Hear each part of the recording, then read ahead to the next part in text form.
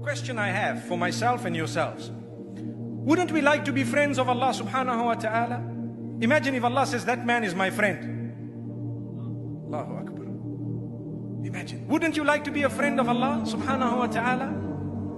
Well, the answer is yes, indeed. We all want to be friends of Allah. So how to become a friend of Allah subhanahu wa ta'ala is mentioned in the Quran, Surah Yunus.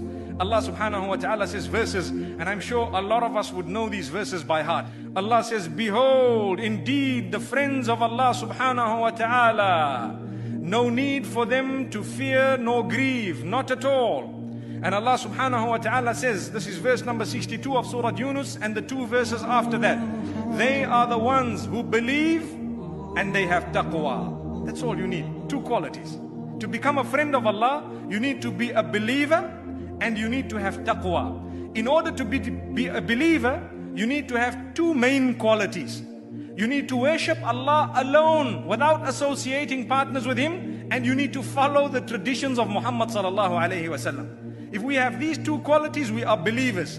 On top of that, we need to have taqwa. Taqwa meaning, be conscious of Allah. Create a barrier between you and the fire of Allah by engaging in commands and abstaining from prohibitions. That is called taqwa, piety. If you are a pious believer, you are a friend of Allah subhanahu wa ta'ala. So Allah says, such people, for them, there is good news, glad tidings in this world as well as the next.